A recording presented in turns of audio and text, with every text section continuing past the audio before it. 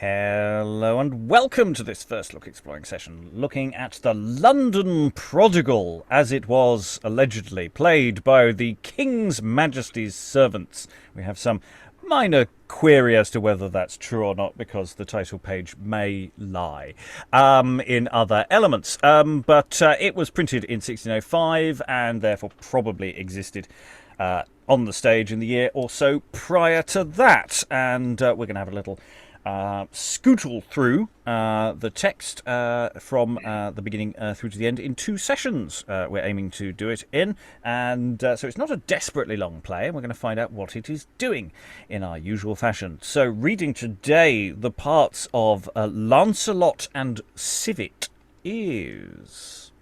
Hello, my name is Lynn. I'm coming to you from the northwestern United States. This is my dog, Scooter. Aww. Reading Father Luce and Delia is... I'm Lois in London. Reading Flowerdale and Soldier is... That's me, Sarah Blake in Germany. Reading Uncle Daffodil and Arthur is... Helen in Suffolk. Reading Franck, sometimes called Francis, Drawer and Oliver is... Constantine, scholar from sexy Saskatoon, Saskatchewan. Loving that sexy vibe there. Reading Weathercock is... Hi, I'm Eric. I do not have a weather vane in the house. And joining us for the first time, be gentle everyone, reading Artichoke is... Brian Myers from Portland, Oregon. And I'm your host, Robert Crighton. I will be reading stage direction and generally moving us forward. So, without further ado, we are diving into scene 1. Enter old Flowerdale, the father, and his brother, down as uncle.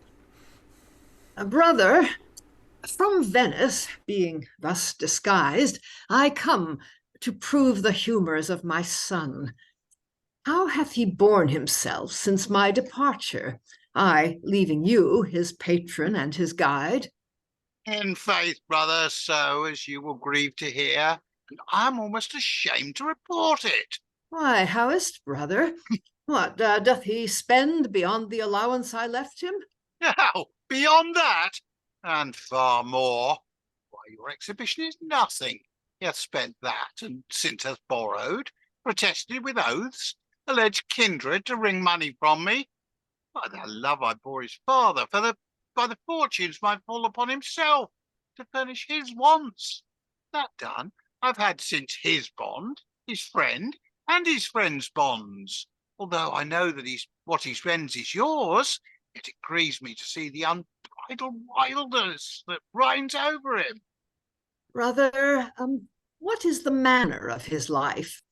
How is the name of his offences? If they do not relish altogether of damnation, his youth may privilege his wantonness.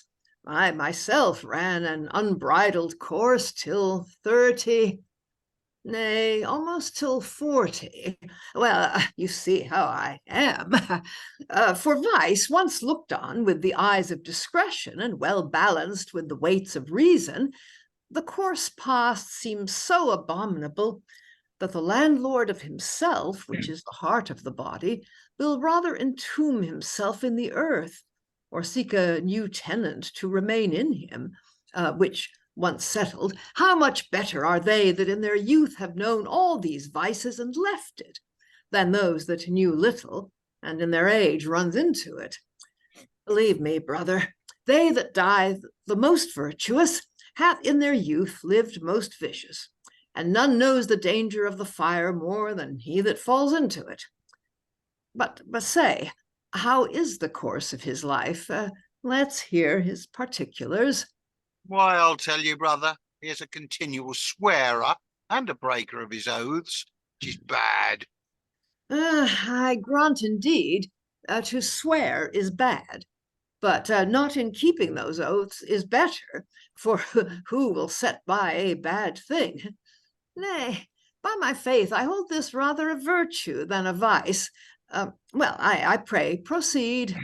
He is a mighty brawler, and commonly comes commonly by the worst. By my faith, this is none of the worst neither. For if he brawl and be beaten for it, it will in time make him shun it. For what brings man or child more to virtue than correction? What reigns over him else? He's a great drinker and one that will forget himself. Oh, best of all, vice should be forgotten. Let him drink on, so he drink not churches. Nay, and this be the worst, I hold it rather a happiness in him than any iniquity. Hath he any more ingredients? Brother, he is one that will borrow of any man. Why, you see, so doth the sea. It borrows of all the small currents in the world to increase himself. Aye, but the sea pales it again, and so will never your son. No more would the sea neither, if it were as dry as my son. Then, brother, I see you rather like these vices in your son, and anyway condemn them. Nay, mistake me not, brother, for though I slur them over now as things slight and nothing, his crimes being in the bud, it would gall my heart they should ever reign in him. Oh, who's within? Oh. And we have the knocking of Flowerdale within. But I'm just going to briefly pause us here. I will let the rest of the scene run on pretty much. But I just think we should just take in the fathering, the parenting advice of the father in this situation. Look, when I was young, and for that matter, still middle-aged, I was a terrible person. And, but eventually I grew out of it, probably. This is, he'll learn. It'll be fine. And the uncle just keeps listing. Well, he's really a bit at this, and then just everybody sort of he's just going, oh yeah, that's fine. That's fine. Who doesn't do that? Who doesn't get in a fight or get drunk or do all these things? Any brief thoughts on this? This can't go wrong, can it? I mean, there's nothing could go wrong here. Constantine. It sounds as if he used to be a prodigal son himself. Yeah. And his brother was the other brother. So it's interesting. It seems like some sort of mirroring effect. I don't know, but it sounds like, oh, he can't do wrong. He's my favorite son. Oh, yes. Yeah. I get the impression that the uncle possibly had to go to quite a lot of counselling after his, his growing up with his, and maybe lives quite far away from the father here. Maybe they're not that close. I don't know. Alan. Well, I think in terms of the remoteness, father, I think we've been told, is a Venetian merchant and is visiting from abroad. So potentially they've not had much contact for some time. Yeah, and maybe that distance is deliberate rather than plot-based. So anyway, I just wanted to briefly pause there just to enjoy that relationship, because I did enjoy that very much. Constantine, before we move on. Maybe that's the reason why his son is the way he is, because he's an absent father. Yeah, or maybe this also may speak of the failure of the uncle as a surrogate father figure himself. Maybe it's not all on the father there. So many questions. Very briefly, Eric. We've totally not seen this before in other plays. I mean, just like sort of not you about, I don't know, 50 years earlier, where you've got like plays where a father turns up to check on his son and usually disguises himself rather than actually sort of what do you call it? Rather than just introducing himself, sort of. He is explicitly disguised at the beginning, being thus disguised. Yeah. This is a disguise plot, so that is in there. And yes, of course, it obviously speaks to the prodigal son story, which is dramatised many times as well. So, the title, that's not exactly a spoiler. The title and this scene has pretty much laid that out for us. Anyone not noticing the prodigal son thing, it's there. Lynn. And that plot device continues for quite some time. It's central to School for Scandal in the late 18th century, where it's actually the uncle who is the parental figure. The adult boys are orphaned, and they have a rich uncle who comes to check on them in disguise and finds out the supposedly good brother is actually a shit, and the supposedly wild brother actually has a heart of gold in there somewhere. So yeah, this plot device of the disguised authority figure finding out what people are really like, yeah, it's old and it keeps going. And I'm sure we'll get some more of that because we're about to meet the son. He's knocking within, and let's see when he will come in a moment. That's your son. He's come to borrow more money. For God's sake, give it out I am dead. See how he'll take it. Say I've brought you news from his father. I have here drawn a formal will, as it were, from myself, which I'll deliver him. Go to, brother. No more. I will. Uncle, where are you, Uncle? Let my cousin in there. I'm a sailor, come from Venice, and my name is Christopher. And having got together the cover story, enter Flowerdale. By the Lord, in truth, Uncle. In truth, would I served, cousin, without the Lord? By your leave, Uncle, the Lord is the Lord of truth. A couple of rascals at the gate set upon me for my purse. You never come, but you bring a brawl in your mouth. Well, by my truth, Uncle, you must needs lend me £10. Give my cousin some small beer here. Nay, look you turn it to a jest now. By this light, I should ride to Croydon Fair to meet Sir Lancelot Spurcock. I should have his daughter Luce, and for scurvy £10 a man shall lose 900 and odd pounds, and a daily friend beside. Well, by this hand, Uncle, 'tis true. Why, anything is true for aught I know. To see now. Why, you shall have my bond, Uncle, or Tom White's, James Brock's, or Nick Hall's, as good rapier and dagger men as any be in England. Oh, let's be damned if we do not pay you. The worst of us all will not damn ourselves for £10. Oh, pox of £10. Cousin, this is not the first time I've believed you. Why, trust me now, you know not what may fall. If one thing were to be true, I would not greatly care. I should not need £10. But when a man cannot be believed, there's it. Why, what is it, cousin? Oh, marry this, Uncle. Can you tell me if the cat and Hugh be come home or no? Aye, marry it is. Oh, by God, I thank you for that news. What? Is't in the pool, can you tell? It is. What of that? What? Why, then I have 6 pieces of velvet sent me. I'll give you a piece, Uncle, for thus said the letter. A piece of ash colour, a 3 piled black, a coloured de roy, a crimson, a sad green, and a purple. Yes, i'faith. From whom should you receive this? From who? Why, from my father, with commendations to you, Uncle, and thus he writes, I know, said he, thou hast much trouble thy kind uncle, whom, God willing, at my return I will see amply satisfied.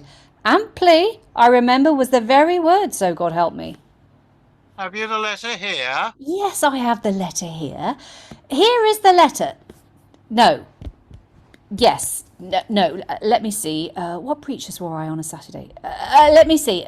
Tuesday, my Salamanca. Wednesday, my peach colour satin. Thursday, my velour. Friday, my Salamanca again. Saturday, let me see. Saturday. For in those breeches I wore a Saturday is the letter. Oh, my riding breeches, Uncle.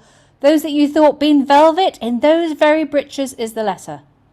When should it be dated? Marry, Decimo Tertio Septemberis. No, Decimo Tertio Octoberis. Aye, Octoberis.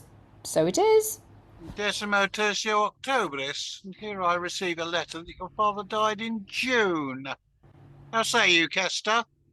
Yes, truly, sir. Your father is dead.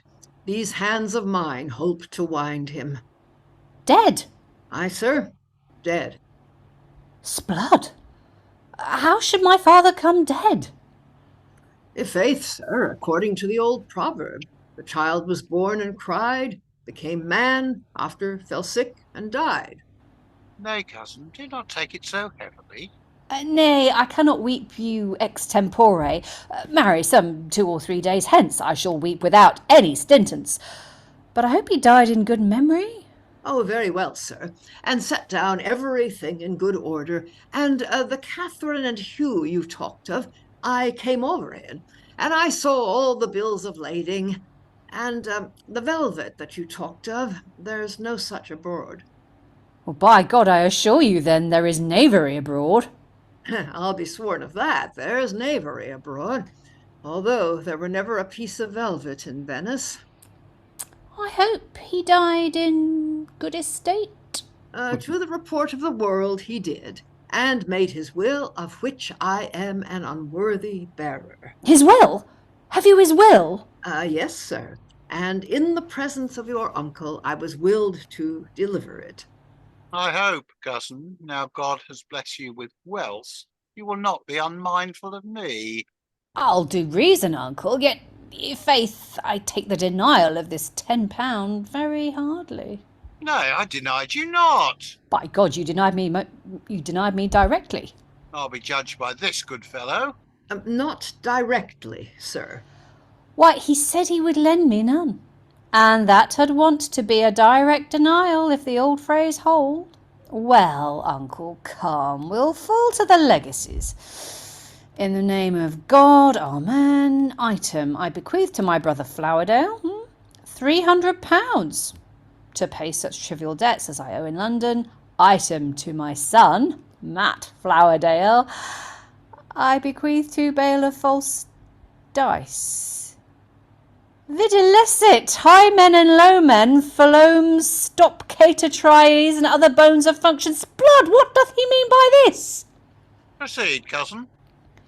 These precepts I leave him, let him borrow of his oath, for of his word no body will trust him.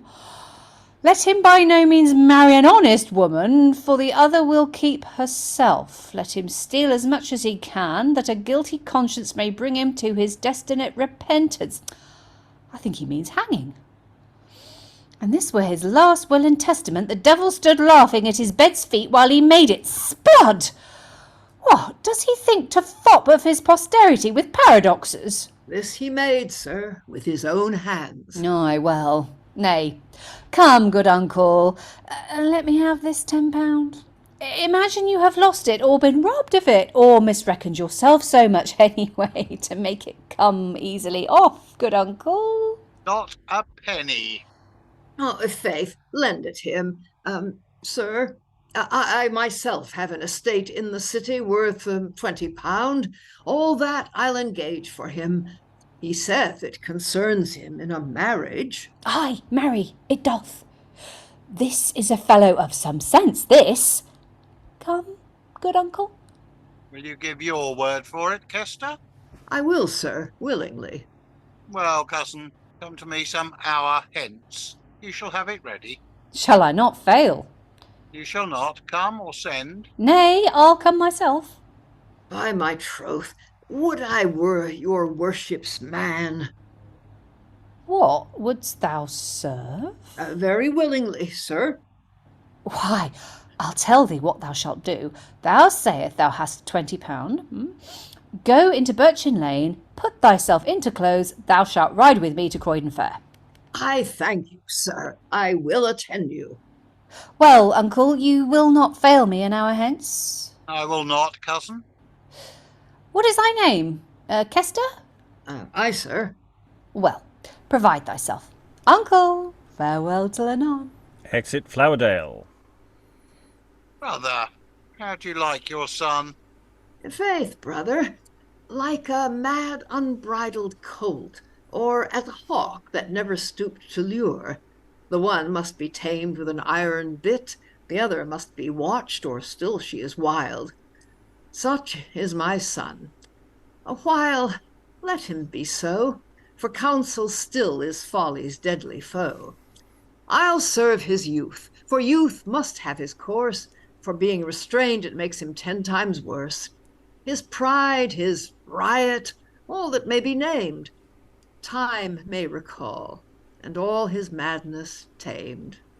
And end of scene 1. I think we've got the setup I think it's fair to say that that has set everything up in quite an entertaining way. I was rather enjoying that sort of play. I like the way the father sort of gets himself employed. I mean, can you really be said to be employed when you are subsidising the person you're employed by? It's a really interesting setup. I'm tickled by that. The dialogue bounces along in interesting things. It's full of little details.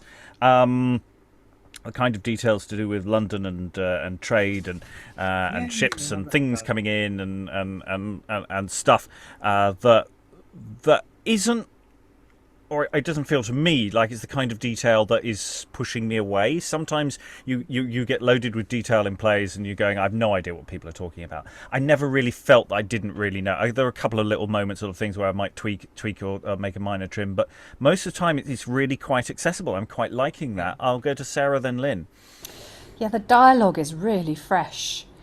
And just reading whatever his name is, the guy I was playing, Flowerdale, I really had a sense in the language of the different generations, which isn't always the case. You know, I mean, most plays that we read, there are different generations. There's the young hero, whatever, and then there's the elderly father or the next generation on the king or the uncle or the advisor or whatever. But they all kind of speak in the same way. But this has got a real you like. Eric put in the chat, Sarah's having fun with this, and I absolutely was having fun with it, because like just reading it cold, it was so easy to instantly pick up who this guy was just from the way his speeches were written, and it's really enjoyable. Lynn. Yeah, I love all the detail about material culture, and it tells you a lot. And unfortunately, you know, our typical audience today isn't going to. They're just going to kind of get a vague sense of what all of this means. Like the things of, I mean, velvet was a very expensive textile. It was time consuming. It was labor intensive to produce. Typically made of silk, which is an expensive fiber. And one of the pieces is 3-piled black, which is a very dense pile, so it's more expensive. And dyeing things true black was also expensive. And purple's the most expensive dye on the market. And he talks about, oh, let's see, now what did I wear this day? And what did I wear that day? A lot of people had one set of clothes. Yeah. Like a typical working person would have basically one set of clothes and maybe nice stuff to wear to church on Sunday. So the fact that he changes clothes several times a week, that, you know, that's part of his prodigality. That, you know, and satin and you know, peach color, a pale color that gets soiled easily. Yeah, like all this material detail is telling you a lot about his way of life. Yes, and it's all told through plot things, because it's this thing, oh, I'm looking for a letter. Now, which trousers did I leave them in? Which is basically what he's saying. It's just, it's a lovely bit of business. But it's, and I say it's sneaking in these other things for us as well, where we're able to sort of examine that. But yeah, absolutely love that. Constantine. And then Lois. And I put this in the chat. Could this fresh dialogue that Sarah mentioned, could this be the naturalistic aspect of it? Yes, before we went into record, there's apparently someone has commented on the naturalism of the play, and I think there's a reasonable bounce to that, which I think you could go with that. I don't think it's unique to this text, but it's definitely, I think it's there. That, you know, this, though they are doing lots of theatrical things that we have seen in and which are very, you know, ordered here. You know, we've got the two characters introducing the plot. We've got, you know, the way they're interacting. You know, none of this is strictly speaking, you know, real. But the way they're talking, the patter of the dialogue, the fact that it's actually quite difficult to tell whether it's supposed to be in verse or prose a lot of the time. Some of this text dances between the two, and it is genuinely difficult to tell which it's trying to be. Is speaks to that, I think, actually, because it's not that rigid. Lois. Yeah, I think it's very smooth. I mean, the way that somebody will say something, it'll be picked up several lines later by someone else who shows that he's been listening to it. And then that whole passage about the different kinds of breeches, I guess it is one of my favorite lines in W.S. Gilbert, merely corroborative detail intended to add verisimilitude to an otherwise bald and unconvincing narrative. In other words, I've made up this letter from my father and I don't have it on me, but I'll just give you a lot and lots and lots of patter to explain why I don't have it. Yeah, and yeah, the letters absent or present are nicely important here as well. I mean, there's a lot of, but again, also we've only got 3 characters on stage. I mean, we can infer that there's probably some sort of servant bobbing about because there's sort of suggestion of some business at one point in the scene. But no, we've only had 3 characters, and it's very economically done. And so I think we've established, even though 2 of them don't really have names. It is, as far as the script is concerned, it's just uncle and father, and I don't know how much of a name we get for either of them going on, but yeah, we know they're all related and we know who they are, and that's all we need to know in that sense. We need to, however, gather more data. We have had mentions of some other characters, and we're going to meet some other characters, so we're going to see where this goes. So scene 2, enter Sir Lancelot, Master Weathercock, Daffodil, Artichoke, Luce and Franck. Faith, Franck, I must turn away this Daffodil. No, there's still some lines before that. Oh. Yes. Sorry, You've skipped down. Lancelot starts. Okay. Sirrah Artichoke, get you home before, and as you prove yourself a calf in buying, drive home your fellow calves that you have bought. Yes, forsooth. Shall not my fellow Daffodil go along with me? No, sir, no. I must have one to wait on me. Daffodil, farewell, good fellow Daffodil. You may see, mistress, I am set up by the halves. Instead of waiting on you, I am sent to drive home calves. Exit. Artichoke. Faith, Franck, I must turn away this Daffodil. He's grown a very foolish and saucy fellow. Indeed, law, father. He was so since I had him, before he was wise enough for a fool serving man.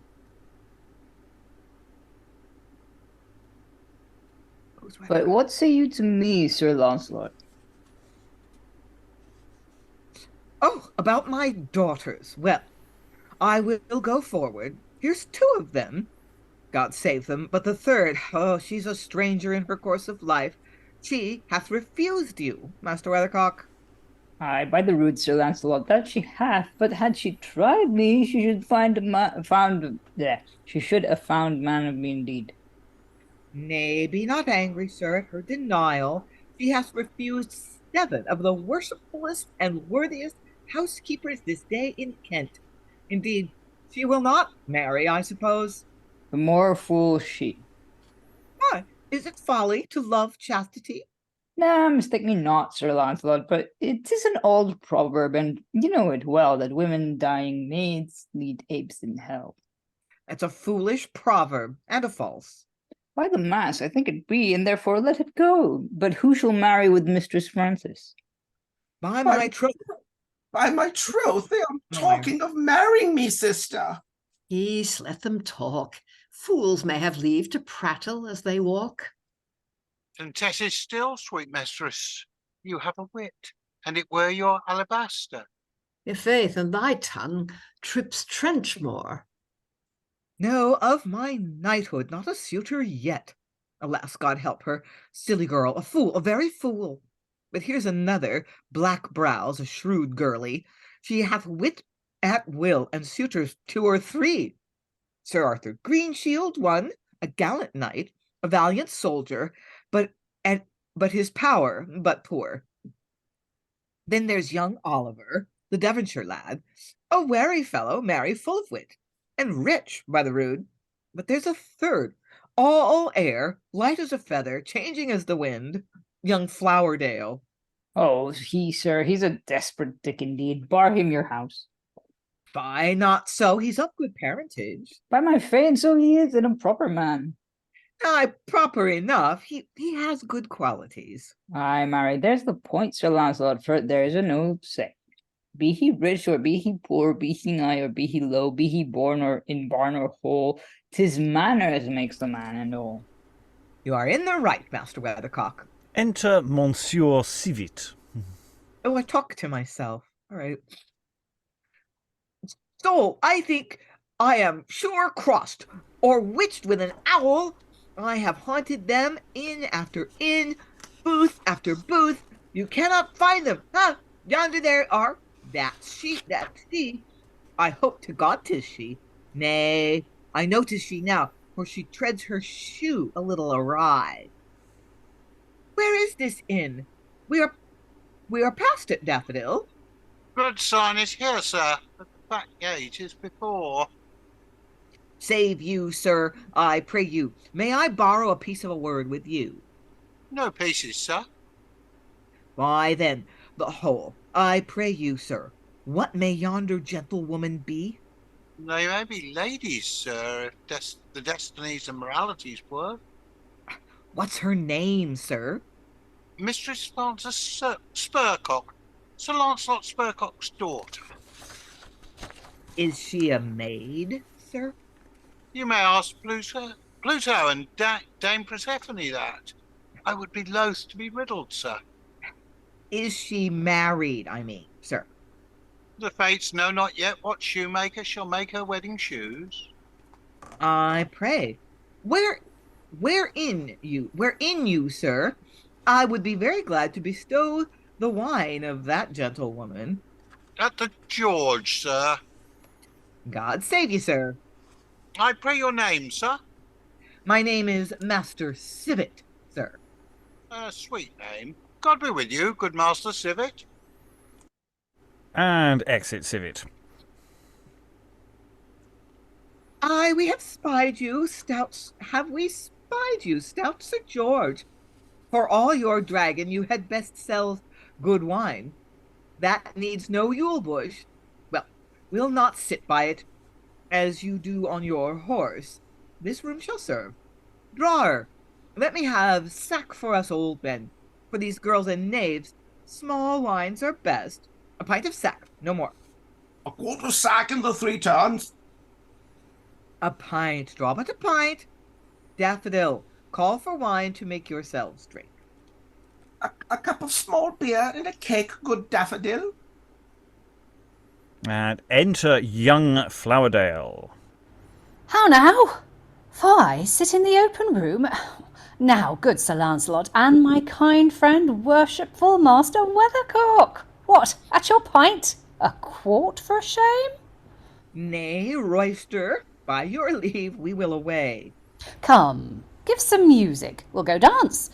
Begone, Sir Lancelot? Oh, what, and fair day too? 'Twere foully done to dance within the fair. Nay, if you say so, fairest of all fairs, then I'll not dance.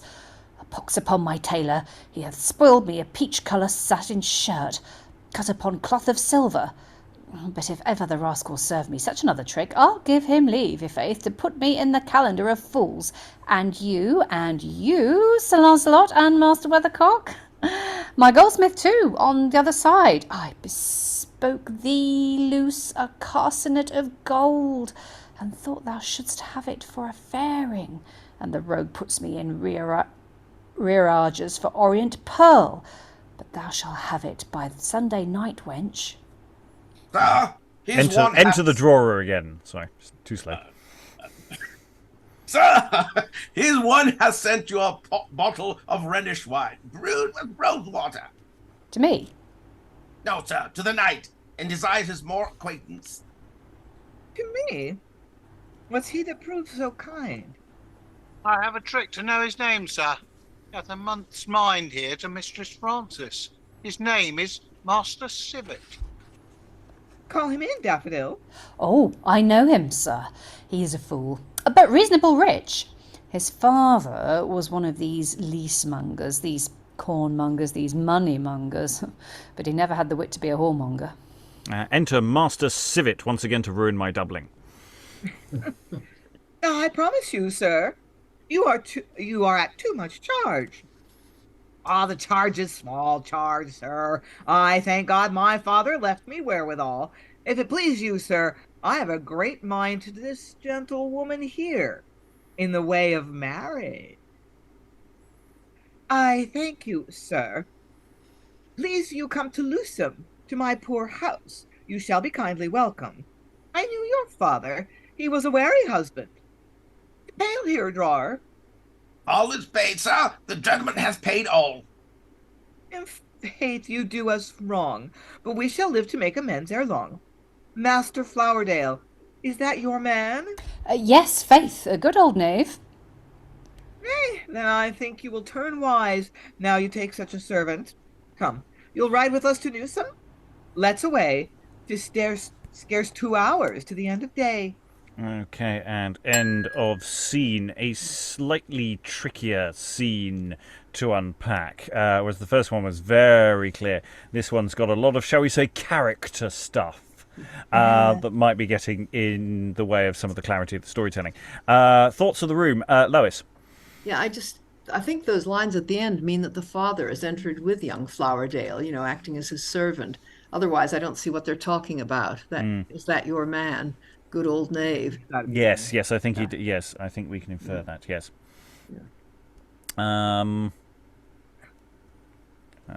Yes. So we've got this. Lancelot has daughters, and marriage is a thing. And I think the bit I particularly liked was when a couple of the daughters turned to each other and said, "Oh God, they're talking about marriage again." And it's talk. It's fine. Nothing's going to happen. It's not like we're in a play where this might be a plot device or anything. So it's. I quite like those moments, it's this sort of interesting detail with some of the servants within this, but it's quite difficult to decode. I think just reading it as text without actually seeing the characters in situ. I think this is a harder scene, whereas the last scene, there were lots of detail, but on the whole they didn't feel like they were getting in the way. Whereas this one, I did struggle sometimes to follow what was saying, even though they were actually explaining perfectly straightforward plot a lot of the time. So there's something qualitatively different going on there. Other thoughts from this scene?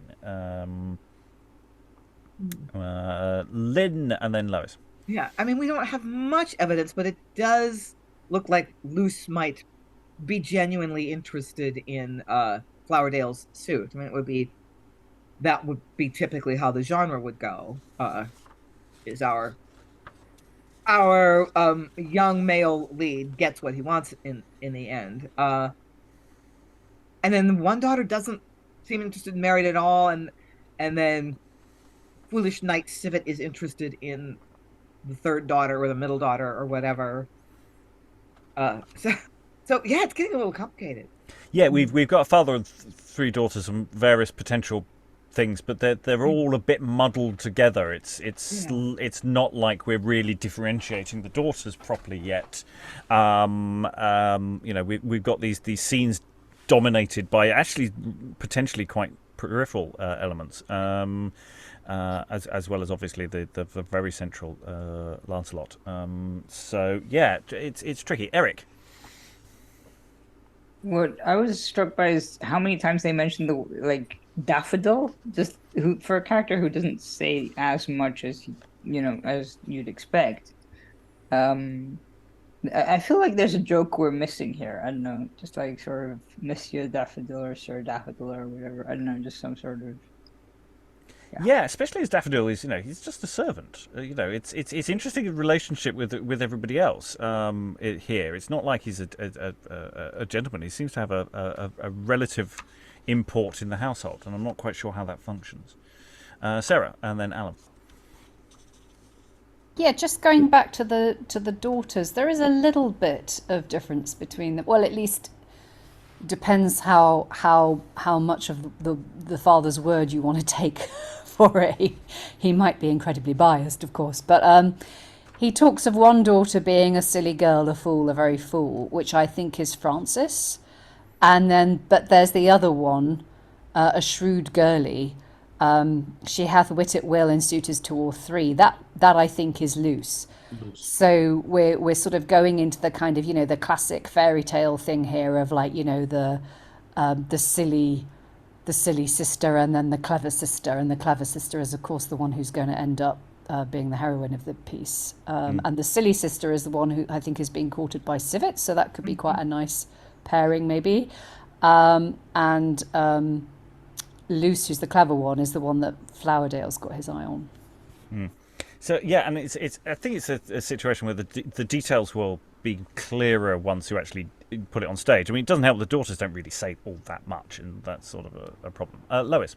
Yeah, I'm trying to picture the action here. I think that obviously this is a stage with virtually no scenery, but there might be a sign of St. George and the Dragon. I mean, they seem to be trying to find the place. Lancelot saying, "Where is this inn? We're past it," and then Daffodil says, "The good sign is here," and then we have this bit between Civet and Daffodil. Then Lancelot says, have we spied you, good Sir George?" Which I take it means probably the sign. He finally realizes he's at the inn, and then he says, "Well, this room shall serve." So it's obviously become a tavern at that point. I don't know. I couldn't quite work out what was going on in this. There's a great deal about people going back and forth with wine, and there's probably an awful lot more business than we can really quite imagine reading this thing. Yeah.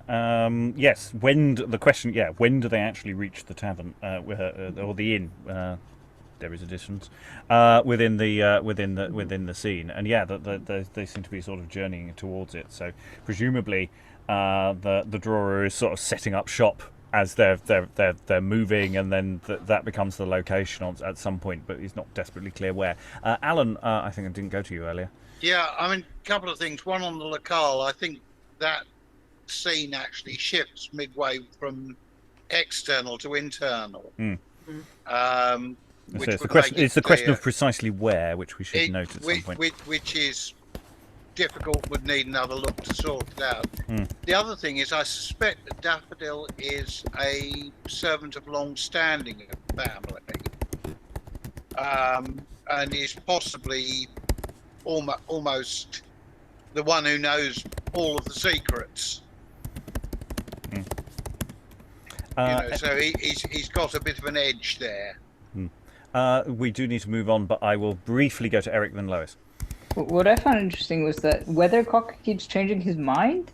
He's very slippery. He's kind of like, oh yeah, it's the worst thing ever to sort of be married to this kind of person, and then suddenly he agrees with Lancelot, which makes me think he's trying to suck up to him, but really unsuccessfully. Well, that's what the name means. I mean, that he shifts as the wind blows. That's just so he's behaving like it. Yeah, I was wondering all this stuff about fathers near the end. I mean, at one point I thought they were talking about Flowerdale's father, but they seem to be talking about Civet's father, and he refers to his father leaving him money, and that he's well off. And then I find it just odd that Lancelot asks Flowerdale if that's his servant. So I just wonder what on earth old Flowerdale's father is doing that draws attention to itself at all. The whole thing it seems to me to imply that the author is actually picturing quite a lot of rather interesting business, but we don't know what it is. Yes. So we will gather more data as we see where we're going. As we go into scene 3. So enter Sir Arthur Greensword, Oliver, Lieutenant, and soldiers. Lieutenant, lead your soldiers to the ships. There, let them have their coats at their arrival. They shall have pay. Farewell. Look to your charge. Aye, we are now sent away and cannot so much as speak with our friends. No, man, what are you used to such a fashion? Think you cannot take your leave of your friends? Fellow, no more. Lieutenant, lead them off. Well, if I have not my pay and my clothes, I'll venture a running away, though I hang for it. Away, sirrah. Charm your tongue. Exit soldiers and lieutenant. Been your oppressor, sir? I'm a commander, sir, under the king. Spot, man. You've been never such a commander. Should have spoke with my friends before I go. Should. Content yourself, man. My authority was stretched to press so good a man as you. Press me? I dare you. Press scoundrels and meso. Press me? She scorns thee, ye fate. For here's a worshipful knight, knows charm, no to be pressed by thee. Enter Sir Lancelot, Weathercock, young Flowerdale, Father Flowerdale, Luce, and Franck. We shall see if anyone talks themselves. Sir Arthur, welcome to Luce. Welcome by my troth. What's the matter, man? Why are you vexed? Why, man, he would press me. Oh, fie, Sir Arthur. Press him. He's a man of reckoning. Aye, that he is, Sir Arthur. He hath the nobles the golden ruddock fee. The fitter for the wars. Were he not in favour with your worships, he should see that I have power to press so good as he. Chill, stand to the trial, so chill. Aye, marry shall he. Press cloth and carsey, white-bottomed rouse and broth. He cannot. Well, sir, now you see, root and cloth and carsey, cheers in such a carsey coat, wear out the town sick a silken jacket, as thick as one you wear. Well said, Vlitan Vlatten. Hey, and well said, Cocknell, and Bowbell too, and what dost thou cham I heard, a silken coat? Never really. Hey, nay, come, no more. Be all lovers and friends. Aye, 'tis best so, good Master Oliver. Is your name Master Oliver, I pray you? What tit and be tit and grieve you? No, but I gladly know if a man might not have a foolish plot out of Master Oliver to work upon. Work thy plots upon me, stand aside. Work thy foolish plots upon me. Chill so use thee, thou what never so used since thy dame bound by thy head. Work upon me? Let him come, let him come. Zara, if it were not for shame, gee, would have been such a whistle poop under the ear, gee, would have made thee avenged, and other at my feet. Stand aside, let me loose, cham all of flagging firebrand. Stand aside. Well, I forbear you, for my friend's sake. Ah, Vig, for all my friends. Dost thou tell me of my friends? No more, good Master Oliver, no more. Sir Arthur. And maiden, here in the sight of all your suitors, every man of worth, I'll tell you whom I fainest would prefer. So, to the hard bargain of your marriage bed, shall I be plain among you, gentlemen? Aye, sir, 'tis best. Then, sir, first to you. I do confess you a most gallant knight, a worthy soldier, an honest man. But honesty maintains not a French hood, goes very seldom in a chain of gold, keeps a small train of servants, hath few friends, and for this wild oats here, young Flowerdale, I will not judge. God can work miracles, but it were better make 100 new than thee a thrifty and an honest one.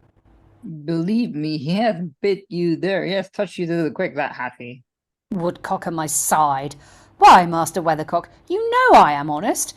However, trifles... Now, by my troth, I know no otherwise. Oh, your old mother was a dame indeed. Heaven hath her soul, and my wife's too, I trust. And your good father, honest gentleman, he is gone a journey, as I hear, far hence. Aye, God be praised, he is far enough. He is gone a pilgrimage to paradise, and is left me to cut a cape against care. Luce, look on me that am as light as air. I'faith, I like not shadows, bubbles, breath. I hate a lighter love as I hate death. Girl, hold thee there. Look on this Devonshire lad. Fat, fair, and lovely, both in person. Well, sir, cham as the Lord hath made me, you know me well, ye line. Cha, have the threescore pack of kashi, and black 'em whole hell, and chief credit beside, and my fortunes may be so good as any others, so it may. 'Tis you I love, whatsoever others say. Fairest. What wouldst thou have me quarrel with him? Do, but say he shall hear from you. Yet, gentlemen, howsoever I prefer this Devonshire suitor, I'll enforce no love. My daughter shall have liberty to choose whom she likes best. In your love suits proceed. Not all of you, but only one must speed. You've said well, indeed, right well. Enter Artichoke. Mistress, here's one would speak with you. My fellow Daffodil hath him in the cellar already. He knows him. He met him at Croydon Fair. I remember, a little man. Aye, a very little man. yet a proper man. A very proper, very little man. His name is Monsieur Civet? The same, sir. Come, gentlemen, if other suitors come, my foolish daughter will be fitted too. But my Delia, my saint, no man dare move. Exeunt all but young Flowerdale and Oliver and Father Flowerdale. Hark you, sir. A word? What can you have to say to me now? You shall hear from me, and that very shortly. Is that all? Very well. Civet, not a wig. And exit Oliver. What if he should come now? I'm fairly dressed. I do not mean that you shall meet with him, but presently we'll go and draw a will, where we'll set down land that we never saw, and we will have it of so large a sum, Sir Lancelot shall entreat you take his daughter. This being formed, give it Master Weathercock, and make Sir Lancelot's daughter heir of all, and make him swear never to show the will to anyone until that you be dead. This done, the foolish changing Weathercock will straight discourse unto Sir Lancelot the form and tenor of your testament, nor stand to pause of it. Be ruled by me. What will ensue, that shall you quickly see. Come, let's about it. If that a will, sweet kit, can get the wench, I shall renown thy wit. And they exit. So, plots and counter plots and weddings being prepped and fights being set up and yokel dialect. Which I'm delighted to see that again, because that's nothing that the readers don't delight more than trying to figure out phonetic dialogue that is quite difficult to do. Yeah, it's... Oliver's a tricky one, but such a Whistler put poop. Lynn. Yeah, okay. Just questions. My geography is terrible. So like, is Devonshire near Wales? Because that's like those those consonant substitutions and the till for I will, each will, and cham for I am, each those are conventions, and that friends instead of friends. Yeah, that's it's generic mama set. I mean, it's which is a fictional county where everyone goes uar. So and broadly speaking, once you're outside of the city limits, that's what everybody talks like. And it's until you hit generic north, in which case you go for a different series of generic sounds. And that's what Oliver's doing there. It's slightly different in places to some of the others, but it's broadly speaking, yeah, it's not a real accent, but it is they lay it out. That's how they want you to say it, and generic bumpkin. It's generic bumpkin in that sense, and that's setting out the difference between the various suitors. Of course, is that you've got this he is this kind of whom Lancelot is perfectly happy to go with, because it's all about presumably about whatever holdings he's got, which is hence the plot at the end where he's going, well, we'll make out that you've got a lot of money, and you know what, I suspect the father will change his mind, and we'll make sure that an unreliable chap is a witness who you swear to secrecy, and he'll automatically tell everyone. I quite liked that. Yeah, I mean, where the whole scene is a tricky one, though. Again, I think with rehearsal it will be fine, but it's a harder one again to come across on a first read. Very briefly, I'll go around to various people waving. I see Eric at the moment, but I know other people waving as well. Wave again so I can remember who you are. Eric first, and then Brian. Yeah, I was trying to follow all the plots that were going on, but it feels like, they're trying to set up a fight with Weathercock. Luce loves Arthur, and then it's hard to keep track if you don't have like a sort of somewhere to write it down or something. I was just going to say more or less the same thing. It feels like a continuation of the muddle from the previous scene, where you get the general idea, but it's drifting in ways you're not quite sure you're following until the father gives that final speech, and suddenly I feel like, aha, I've got a plot. Again, I don't quite understand exactly what he has in mind, but I get the idea. He's going to do some clever subterfuge, and his son's going to get the girl. Now I Yeah, know. yeah, exactly. I mean, it's like the moment Lancelot walks on, it's like the dramaturgy just starts sliding slightly. And whereas when it's just the father and the uncle, etc., I feel very stable. Sarah, then Lois. Oh, I fear for Luce. Now that she's actually openly stated that Arthur's her favourite, I'm like, oh God, Arthur's not the hero as far as I'm aware. This has been called the London Prodigal. So I have a horrible feeling she's going to end up not married to the man she wants to get married to, but we'll see. Lois. She's not a loose woman. Yeah, that's more or less what I was thinking. I mean, I'm a bit shocked at the father. I mean, it's one thing for him to say, okay, I'll put up with my son being wild because eventually he'll be all the better for it. But now he's actually conniving at a really rather nasty scheme to get his son married to a girl who's in love with someone else. Not that he knows that, of course. Okay, we're going to rattle through at least 2 scenes, one after the other. See what we gather. Scene 4, enter Daffodil and Luce. Chris, still froward? No kind looks unto your Daffodil? Not by the gods. Away, you foolish knave, let my hand go. There is your hand, but this shall go with me. My heart is thine, this my true lover's fee. I'll have your coat stripped or your ears for this, you saucy rascal. Ooh, enter Lancelot and Weathercock. Come now, maid, what's the news with you? Your man is something saucy. Exit Luce. Go, Sarah, I'll talk with you anon. Sir, I'm a man to be talked withal. I'm no horse, I trow. I know my strengths, then no more than so. Aye, by the Matkins, good Sir Lancelot. I saw him the other day hold up the bucklers like an Hercules. Your faith, God of mercy, lad, I like thee well. I like him well. Go, Sarah, fetch me a cup of wine, that ere I part with Master Weathercock, we may drink down our farewell in French wine. I thank you, sir. I thank you, friendly knight. I'll come and visit you by the Mousefoot, I will.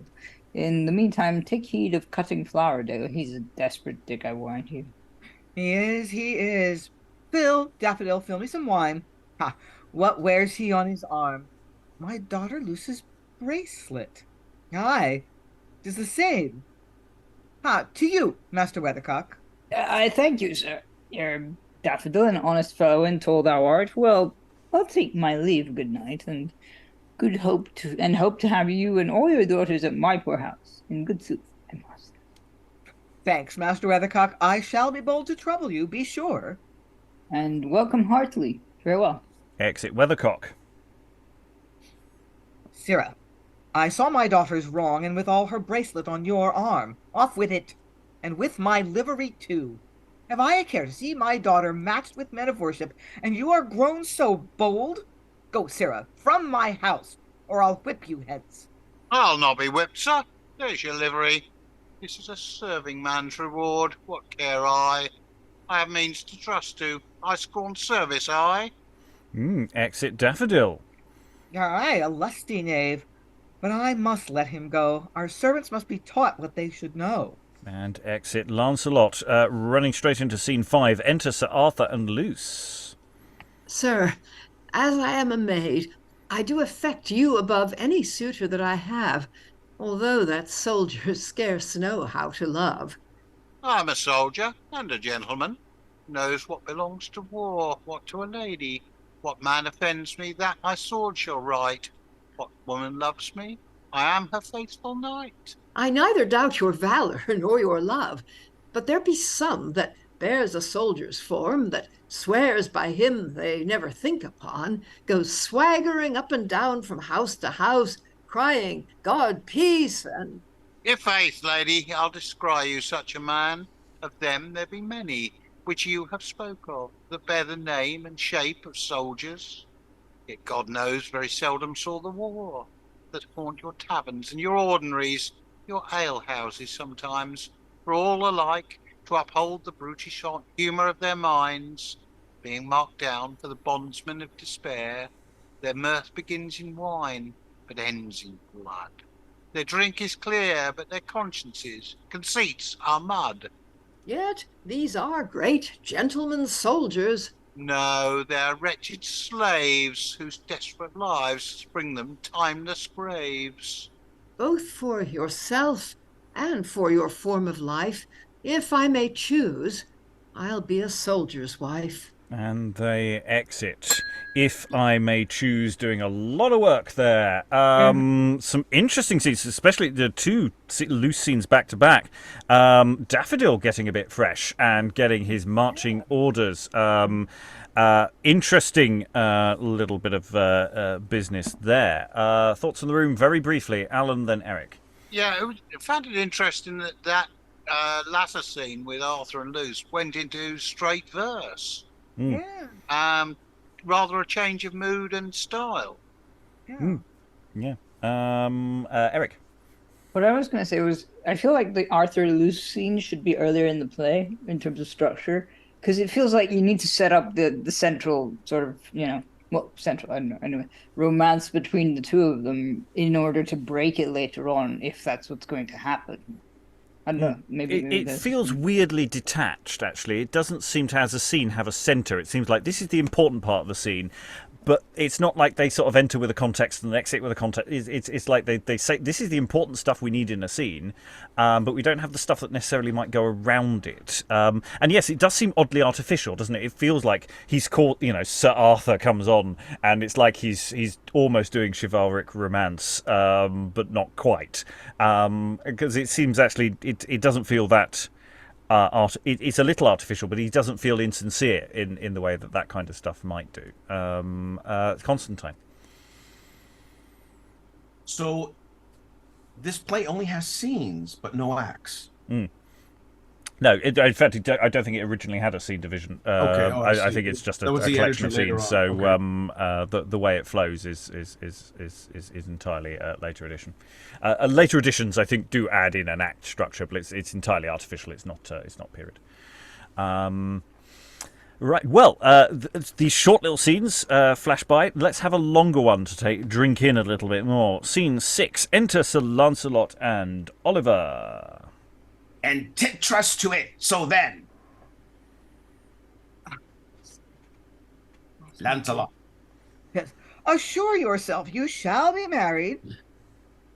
You shall be married with all speed we may. One day shall serve for Francis and for Luce. Why, she would vain know the time for providing wedding raiments. Why, no more but this. First get your assurance made, touching my daughter's jointure. That dispatched, we will in 2 days make provision. Why, man, chill. Have the writing made by tomorrow. Tomorrow be it then. Let's meet at the King's Head in Fish Street. No, fine, man. No, let's meet at the Rose at Temple Bar. It will be near to get counselor in mine. Be it at the Rose, then, the hour 9. He that comes last forfeits a pint of wine. Pint is no payment. Let it be a whole quart or nothing. Enter Artichoke. Master, here is a man would speak with Master Oliver. He comes from young Master Flowerdale. Why, chill, speak with him. Chill, speak with him. Exit Artichoke. Nay, son Oliver, I'll surely see what young Flowerdale has sent you. I pray God it be no quarrel. Fine, man, if he quarrel with me, chill give him. His hands full. Enter Father Flowerdale. God save you, good Sir Lancelot. Welcome, honest friend. To you and yours, my master wisheth health. But unto you, sir, this and this he sends. There is the length, sir, of his rapier, and in that paper shall you know his mind. Here, chill him. Chill meet him, my friend. Chill meet him. Meet him? You shall not meet the ruffian. Fie. I do not meet him. Chill give me leave to call me cut. When it's set up. When it's when it's... The letter shows both the time and place, and if you be a man, then keep your word. Sir, he shall not keep his word. He shall not meet. Well, let him choose. He'll be the better known for a base rascal and reputed so. Zera, 'twere not an old fellow and sent after an errant. She'd give me thee something, but she'd be no money. But hold thee, for I see thou art somewhat test-thrown. Hold thee, there's 40 shillings. Bring thy master a veal, chill, give thee 40 more. Look, thou bring him, chill, mar him, tell him, chill, mar his douncing trestles, chill use him. He was never so used since his dam bound his head. Chill make him for coppering, and any more chive for thee. You seem a man stout and resolute, and I will so report whate'er befall. And fall out ill, assure your master this, I'll make him fly the land, or use him worse. My master, sir, deserves not this of you, and that you'll shortly find. Thy master is an unthrift, you a knave, and I'll attach you first, next clap him up, or give him bound unto his good behavior, or have him bound unto his good behavior. I will you were a sprite. If you do him any harm of this, and you do, Chill never see you, nor any of yours, while Chill have eyes open. What do you think? Chill be a baffled up and down the town for messel and a scoundrel? No, chive or you, Zera, Chill, come, say no more, Chill more to tell him. Well, sir, my master deserves not this of you, and that you'll shortly find. And exit father. No matter, he's an unthrift, I defy him. Now, gentle son, let me know the place. No, chive or you. Let me see the note. Nay, Chill watch you for such a trick. But if G meet me so, if not so, Chill make you'll know. Or Chill know why I shall not. Chill wear the horse. What? Will you then neglect my daughter's love, venture your state and hers for a loose brawl? Why, man, Chill not kill him. Marry, Chill viz him too. And again, and so God be with you, father. What man we shall meet tomorrow. Exit Oliver. Who would have thought he had been so desperate? Come forth, my honest servant Artichoke. Enter Artichoke. Now, what's the matter? Some brawl toward, I warrant you? Go get me thy sword bright scoured and buckler mended. Oh, for the knave, that villain Daffodil would have done good service. But to thee. Aye, this is the tricks of all you gentlemen when you stand in need of a good fellow. Oh, for that Daffodil, oh, where is he? But if you be angry, and it be but for the wagging of a straw, then out of doors with the knave. Turn the coat over his ears. This is the humor of all of you. Oh, for that knave, that lusty Daffodil. Why, there 'tis now. Our year's wages and veils will scarce pay for broken swords and bucklers that we use in our quarrels. But I'll not fight if Daffodil be at other side, that's flat. 'Tis no such matter, man. Get weapons ready, and be at London ere the break of day. Watch near the lodgings of the Devonshire youth, but be unseen, and as he goes out, as he will go out, and that very early, without a doubt. What, would you have me draw upon him as he goes in the street? No, not for the world. Into the fields. To the fields he goes, there to meet the desperate Flowerdale. Take thou the part of Oliver, my son, for he shall be my son, and marry Luce. Dost understand me, knave? Aye, sir, I do understand you. But my young mistress might be better provided in matching with my fellow Daffodil. No more. Daffodil is a knave. That Daffodil is a most notorious knave. And exit Artichoke. Enter Weathercock. Master Weathercock, you come in happy time. The desperate Flowerdale hath writ a challenge, and who think you must answer it? But the Devonshire man, my son Oliver.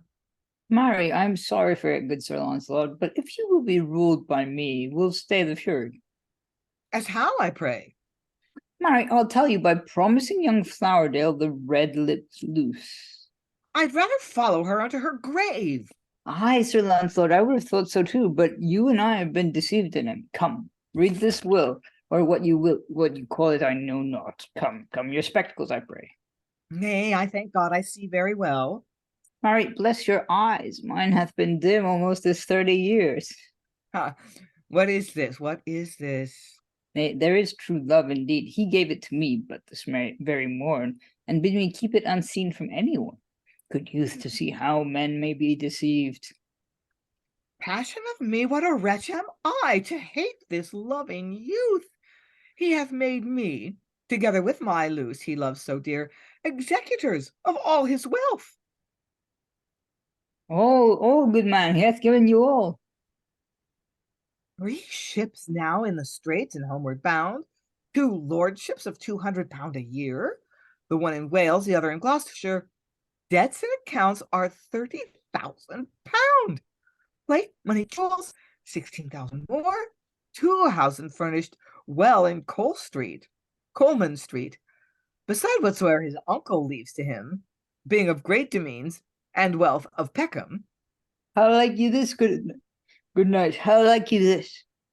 I have done him wrong, but now I'll make amends. The Devonshire man shall whistle for a wife. He marry Luce. Luce shall be Flowerdale's. Why, that is friendly said. Let's ride to London and prevent their match by promising your daughter to that lovely lad. We'll ride to London, or it shall not need. We'll cross to Deptford Strand and take a boat. Where be these knaves? What? Artichoke! What, fop? Enter Artichoke. Here be the very knaves, but not the merry knaves. Here, take my cloak. I'll have a walk to Deptford. Sir, we have been scouring of our swords and bucklers in your defence. Defence me no defence. Let your swords rust. I'll have no fighting. Let blows alone. Bid Delia see all things be in readiness against the wedding. We'll have 2 at once, and that will save charges. Master Weathercock. Well, we will do it, sir. And they exit. There's some really nice details in there. I mean, again, I think we're struggling because we've got the sort of untranslated dialect going on that sort of takes the sense out of a scene at a cold read. But the shifts and the changes and the backs and forth, I quite like the Artichoke Lancelot. It's sort of discussion. It's like, can we get Daffodil to do it? No, I just sacked him. I don't want to do this. And then when they call him back, he says, "Well, we've just been, we're off to do something." But hang on, we've just been sorting out the swords. It's like, make your mind up what you want.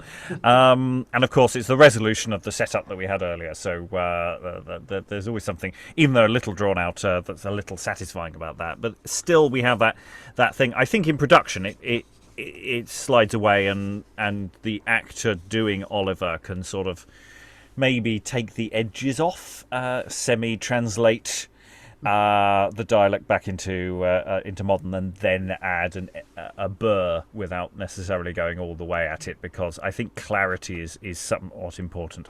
I also possibly feel the odd trim would be fine. But yeah, there's good business in there, but it's and when it sort of gets there, it sort of sings. But sometimes it's a little bit tricky to get. Thoughts on that or other things from that scene, Lynn? Oh, I'm a little disappointed in Lancelot. He started out saying, I want my daughter to marry for choice, the man that she chooses, and here he turns into like stereotypical early modern city comedy father, entirely mercenary. I mean, that's kind of how it is in this period. As Brian was observing in the chat, we're not talking about like people with titles or dukes and earls and kings. Like, we're talking about successful but ordinary people in this play, which is that's kind of what this period is more interested in, or that's what survives from this period.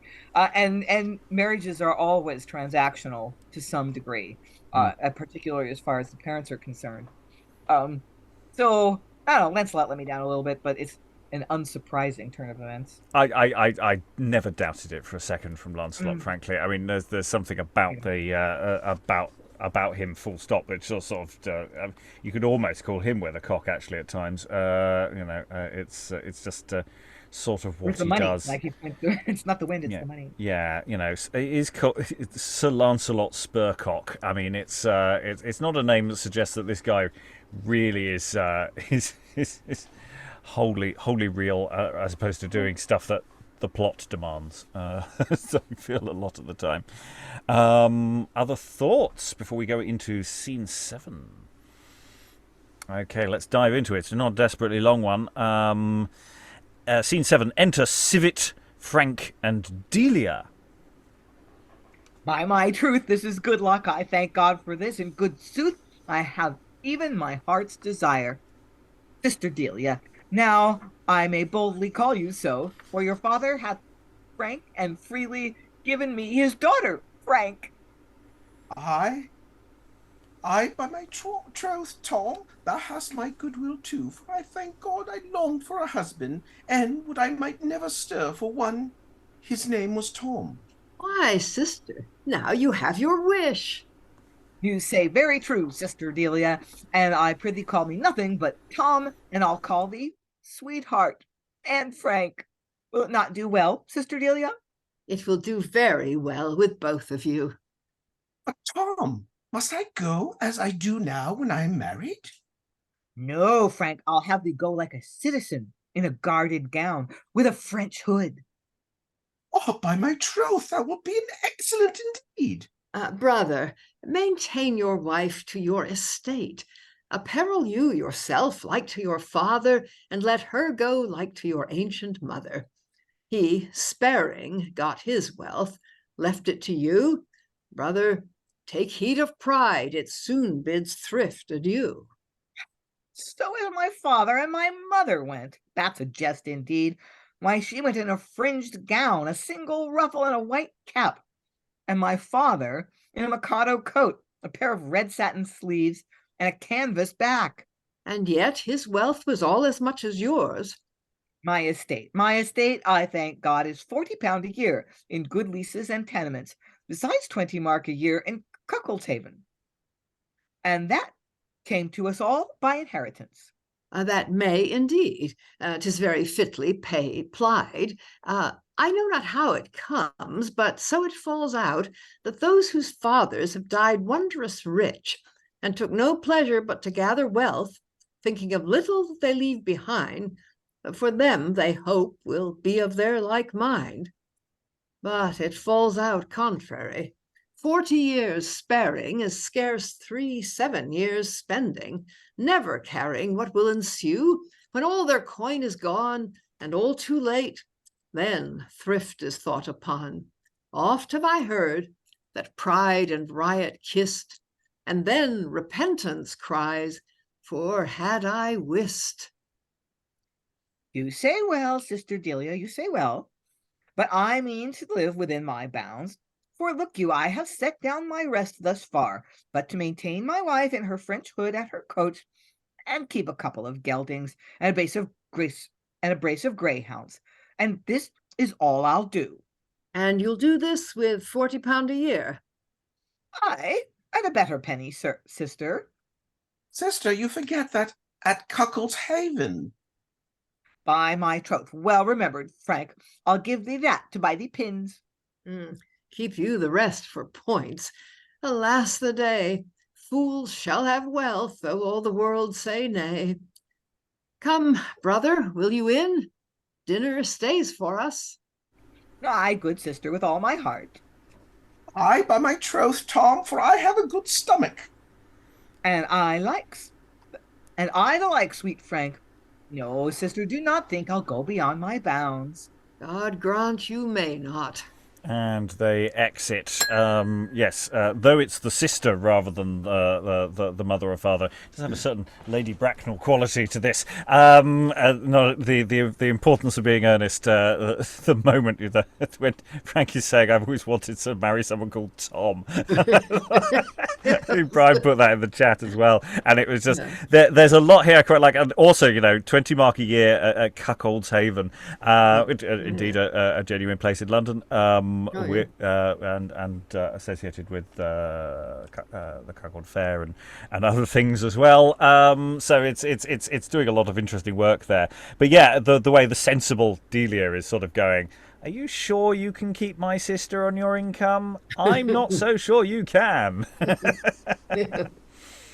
I've lived with my sister much of my life. I am aware of what she might be into, Sarah. Is this the first time Delia's actually spoken? Yes. Yes. Yeah. Because it's interesting that she's being introduced this late in the play. You get Yeah. the thing she was on stage at when the Lancelot family. Yeah. first- It's just So this is the third sister, and I'm just wondering what that's going to do to the plot, because presumably all three of them are going to end up married to different people. Maybe Luce is going to get to marry Arthur, and maybe Delia's going to end up with Flowerdale. Well, That'd be ironic. we had in literally the previous scene, bid Delia see all things be in readiness against the wedding. I mean, that's Delia has her uses, and it's interesting that a lot of these characters are getting sort of references before they really, or they're about before they really do anything. And I'm hoping they will do more. Lois. Yeah, the reference to Delia before this are very odd. I mean, I think Lancelot referred to her as somebody nobody wanted to marry, and then I think he refers to her as a saint at one point, or somebody does. Oh, Yeah, I think they basically the idea is that she's just not that interested. So Yeah. there's something there. Lynn. yeah. No, she's not the one nobody wants to marry. He's turned down like 8 different people. And when Lancelot is first introduced, he's telling one of his formers, "Don't feel bad that she turns you down. She turns everybody down." And he does talk admiringly of her. You know, he calls her a saint, and somebody says something like, "That's to be admired." Well, yeah, chastity isn't chastity to be admired. So I don't know. It's sort of more sort of method actory terms. I'm thinking that like Lancelot sees Delia as the daughter that takes care of him in his old age. You know, she's going to be the old maid who. In the absence of a mother figure, I'm seeing she's the one who runs the household and has the keys. That's how I'm seeing her role. I mean, I could be wrong. Again, there may be other data that the play will throw up. But And she's the wise princess, not Luce. I got that wrong then earlier. So it's Delia who's the smart one, and Franck who's the silly one, and Luce is kind of the In middle between. daughter. Yes. Okay. If we're going with the Goldilocks series of daughters, you know, one is too hot, one is too cold, and one is just right. That was a terrible, terrible thing for me to say. I'm putting that back Off right with now. your head. I'm so sorry. We're gonna move on to scene 8 now, very quickly. Scene 8. Enter young Flowerdale and his father with foils in their hands. Sirrah Kit, tarry thou there. I have spied Sir Lancelot and old Weathercock coming this way. They are hard at hand. I will by no means be spoken withal. I warrant you. Go, get you in. And exit Flowerdale. Enter Lancelot and Weathercock. Now, my honest friend, what thou dost belong to Master Flowerdale? I do, sir. Is he within, my good fellow? No, sir, he is not within. I prithee, if he be within, let me speak with him. Sir, to tell you true, my master is within, but indeed would not be spoke withal. There be some terms that stands upon his reputation, therefore he will not admit any conference till he hath shook them off. I prithee tell him his very good friend, Sir Lancelot Spurcock, entreats to speak with him. By my troth, sir, if you come to take up the matter between my master and the Devonshire man, you do not but beguile your hopes and lose your labour. Honest friend, I have not any such thing to him. I come to speak to him about other matters. For my master, sir, hath set down his resolution, either to redeem his honour or leave his life behind him. My friend, I do not know any quarrel touching thy master or any other person. My business is of a different nature to him. And prithee tell him so. For, howsoever the Devonshire man is, my master's mind is bloody.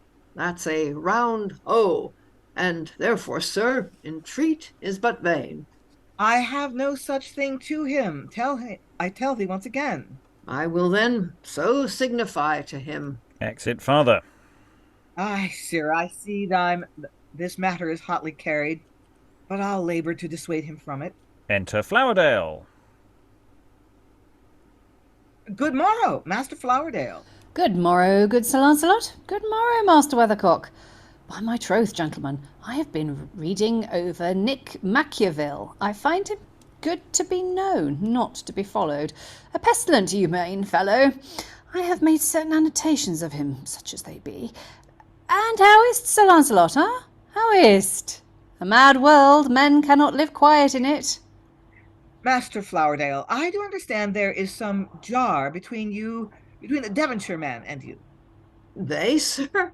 They are as good friends as can be. Who? Master Oliver and I? As good friends as can be. It is a kind of safety in you to deny it, and a generous silence, which too few are endued withal. But, sir, such a thing I hear, and I could wish it otherwise. Oh, no such thing, Sir Lancelot. And my reputation, as I am an honest man. Now I do believe you. Then, if you do engage your reputation, there is none. Nay, I do not engage my reputation, there is not. You shall not bind me to any condition of hardness, but if there be anything between us, then there is. If there be not, then there is not. Be or be not, all is one. I do perceive by this that there is something between you, and I am very sorry for it. You may be deceived, Sir Lancelot. The Italian hath a pretty saying, questo, I have forgot it too, oh, 'tis out of my head, but in my translation it hold thus, if thou hast a friend, keep him, if a foe, trip him. Come, I see by this there is somewhat between you, and before God I could wish it otherwise. Well, what is between us can hardly be altered, Sir Lancelot. I am to ride forth tomorrow. That way which I must ride, no man must deny me the sun. I would not by any particular man be denied common and general passage. If any one saith, Flowerdale, thou passest not this way, my answer is, I must either on or return. But return is not my word. I must on.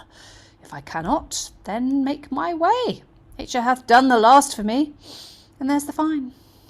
Master Flowerdale, every man hath one tongue and two ears. In her building nature in her building is a most curious work, master. That is as much to say a man should hear more than he should speak. You say true, and indeed I have heard more than at this time I will speak. You say well. Slanders are more common than truths, Master Flowerdale, but proof is the rule for both. You say true. What do you call him hath it there in his third canton? I have heard that you have been wild, and I have believed it. 'Twas fit. 'Twas necessary.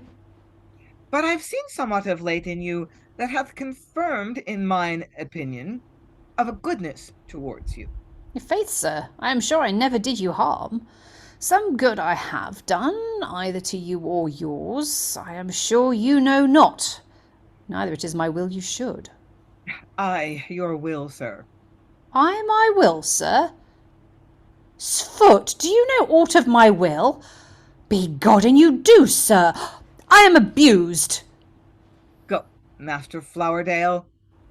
What I know, and know you thus much out of my knowledge, that I truly love you.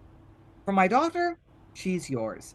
And if you like a marriage better than a brawl, all quirks of reputation set aside, go with me presently, and where you should fight a bloody battle, you shall be married to a lovely lady. Nay, but Sir Lancelot. If you will not embrace my offer, yet assure yourself thus much, I will have order to hinder your encounter.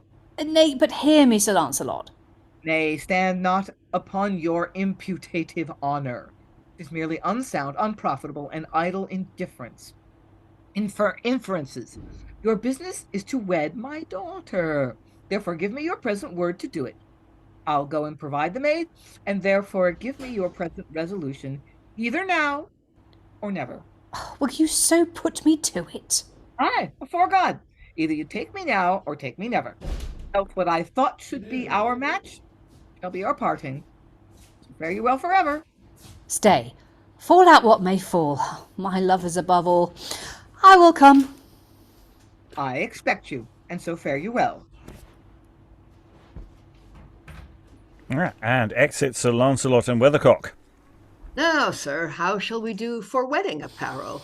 By the mass, that's true. Now help, Kit. The marriage ended. We'll make amends for all. Well, no more. Prepare you for your bride. We will not want for clothes whatsoe'er betide. And thou shalt see, when once I have my dower, in mirth we'll spend full many a merry hour. As for this wench, I regard not a pin. It is her gold must bring my pleasures in. Exit Flowerdale. Is't possible? He hath his second living, forsaking God, himself to the devil given. But that I knew his mother firm and chaste, my heart would say, my head she had disgraced. Else would I swear he never was my son. But her fair mind so foul a deed did shun. Enter Uncle. How now, brother? How do you find your son? Oh, brother, heedless as a libertine, even grown a master in the school of vice, one that doth nothing but invent deceit. For all the day he humours up and down how he the next day might deceive his friend. He thinks of nothing but the present time. For one groat ready down he'll pay a shilling, but then the lender needs must stay for it. When I was young, I had the scope of youth, but both wild and wanton, careless and desperate. But such mad strains as he's possessed withal, I thought it wonder for to dream upon. I told you so, but you would not believe it. Well, I have found it. But one thing comforts me. Brother, tomorrow he's to be married to beauteous Luce, Sir Lancelot Spurcock's daughter. It's possible. 'Tis true, and thus I mean to curb him. This day, brother, I will you shall arrest him. If anything will tame him, it must be that. For he is rank in mischief, chained to a life that will increase his shame and kill his wife. What? Arrest him on his wedding day? That were unchristian and unhumane part. How many couple, even for that very day, have purchased 7 years' sorrow afterwards? Forbear him then today, do it tomorrow, and this day mingle not his joy with sorrow. Brother, I'll have it done this very day, and in the view of all, as he comes from church. Do but observe the course that he will take. Upon my life he will forswear the debt, and, for it will have the sum shall not be slight, say that he owes you near 3,000 pound. Good brother, let it be done immediately. Well, seeing you will have it so, brother, I'll do it, and straight provide the sheriff. So, brother, by this means shall we perceive what Sir Lancelot in this pinch will do, and how his wife doth stand affected to him. Her love will then be tried to the uttermost, and all the rest of them. Brother, what I will do shall harm him much, and much avail him too. And exit. And it does feel it's rather appropriate. That's the final scene of this session because it does feel like the interval, doesn't it? For a modern show, it's like, oh look, told you so. Yeah, is an awful guy. As for this wench, I not regard a pin. It is her gold must bring my pleasures in. Yeah, he's not a great guy. And father's plan is to have him arrested before he can get to church.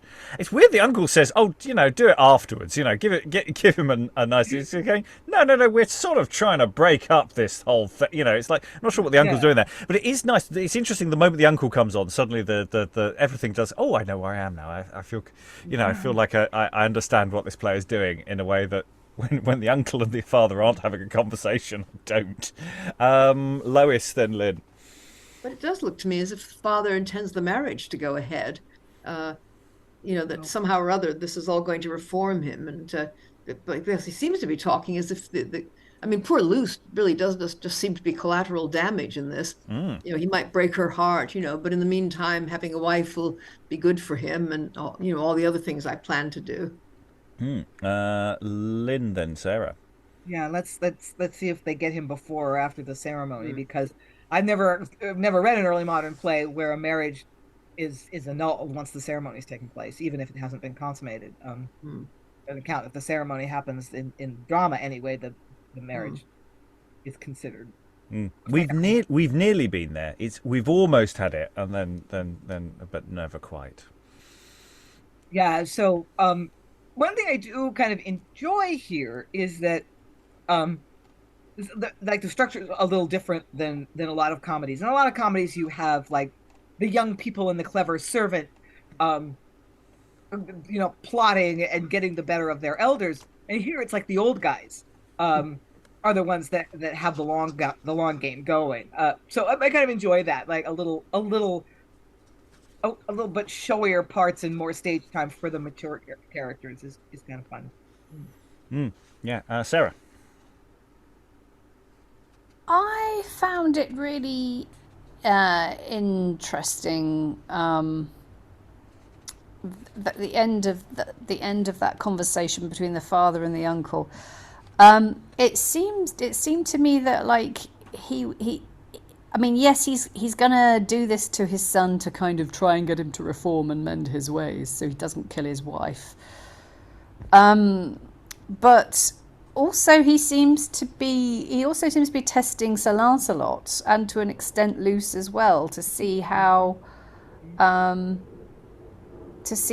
like he says what Sir Lancelot in this pinch will do, and how his wife, like Flowerdale's wife, so Luce in that case, doth stand affected to him. So it's like he's testing them as well, which I find, I mean, I guess it's just kind of part of the fun of the plot. But given the situation that poor Luce is in, I'm finding it like really nefarious. It's like it's like the moment you're in disguise, you're going, I will test everybody's moral standing, regardless of anybody testing mine. Yes, exactly. It's like I've put the disguise on, now I will test everyone. And it's one of those things about a play that is doing play things rather than necessarily telling you why play things out, get fully going all the way, because it's like, I can go with him testing his son, but why is he doing all the other stuff? Because it's a play, and which is not a satisfactory answer, but it is the reason. Eric, then Lynn, then Constantine. Yeah, but then technically it's kind of like what do you call them? Like Aphrodite testing Psyche to see if she's like appropriate for her son, which is terrible. She tormented the poor girl. I know, yeah, but I mean, it's like that kind of thing, I guess. I think one of the in theory the pleasures of having the disguised person doing the disguisey thing is, of course, we know what they're up to and we can enjoy their Machiavellian nick to his friends activities. It depends, of course, on how far you're sympathetic with what he's trying to do. Lynn, then Constantine. Well, maybe it's just that, we all want to sympathize with the characters that we're reading at the time, but I don't think Lancelot's motives are nefarious. Remember, he does not know that Luce is unwilling. So he must assume, she wants to marry my son. Why? Why would anyone want to marry my son? And this guy seems anxious to have his daughter married to my son. Why is that? Why? So he wants to know if their motivations are sincere, and he's presumably going to find out that Sir Lancelot's motivations are entirely mercenary. He doesn't really, want Flowerdale for his son-in-law. He just thinks Flowerdale's a lot richer than he really is, and that Luce doesn't want the marriage to go forward at all. So I don't think he's like, I don't think there's anything nefarious about it. I mean, I could be wrong, but I think it's just that these people seem to want this marriage to happen. Is it because the young people are in love, or is it because they think he's got money? Before I go to Constantine, I'll just go to Lois. Well, I don't think the father needs to check on that. I mean, because he's the one that set this thing up anyway. I mean, he got his son to make this will, leaving everything to Luce and saying how much he's in love with her, which is what gives Sir Lancelot the idea of stopping the duel with Oliver by marrying him to Luce. So I don't see I Yeah, mean, he already knows that yeah. Lancelot's so he already knows all of that. I mean, Yeah. nobody seems to know that Luce is in love with somebody else, but yeah. but apart from that, I just don't see why the father needs to test anybody except his son, and he seems to be using Luce just as a way of doing that. Constantine. Oh, it's okay. It's okay. That's fine.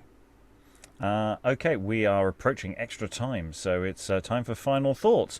There's a lot going for it so far, but it's a little untidy. I think we mentioned earlier a scene that sort of going, I'm not sure if this is a scene or if it could it live somewhere else. Eric said it, could this be put in earlier? So I do feel that there might be some dramaturging to do with this, that maybe we move some little bits and pieces around. Certainly in production, we need to introduce those daughters better visually. I mean, if nothing else, so that we're clear who they are in relationship with their father. There's some business to be done with Civet. I think some of the early Civet stuff doesn't quite land, or it didn't land as we read it as a character, because they seem to be, they're a good match in one way, Civet and Franck, in the sense that they do seem to like each other on some level, but they're also a bad match because it's clearly going to go horribly wrong further down the line. So there's lots of, and also just tidying up Oliver so that we can understand what he is saying, because it's there's also, it's this thing, you've got all these different suitors, so they've all got to be different comedy types, and it's sort of leaning into a sort of humorous comedy thing. And I say all of the ingredients are there. I think the interesting question is, of course, how it would overall land, especially if we land the interval where it is, or where we've stopped here, because it's this question of how do you go on with this? Is it a comedy or is it some strange morality tale? And in a sense, it could land as more. We're leaning into the prodigal son question. So and it's not like the play is exactly full of laughs. So what would we generically call it today? I don't think it's got any genre noted on its title pages or how it's called. So it's an interesting question as to what we pitch this play as, and that's something to go into with your final thoughts as I go around the room now. Sarah, final thoughts of the play overall. Yeah, I think there is more comedy in it than we are noticing just like reading it off the page.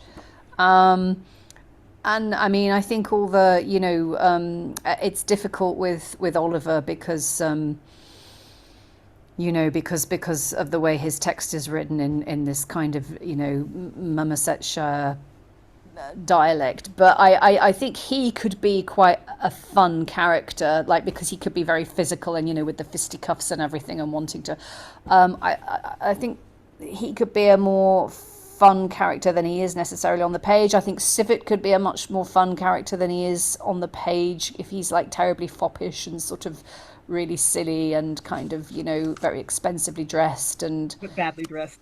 but yeah, exactly, expensively badly dressed, yeah.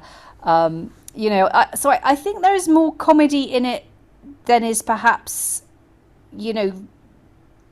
than first appears. What I do think though, there is something,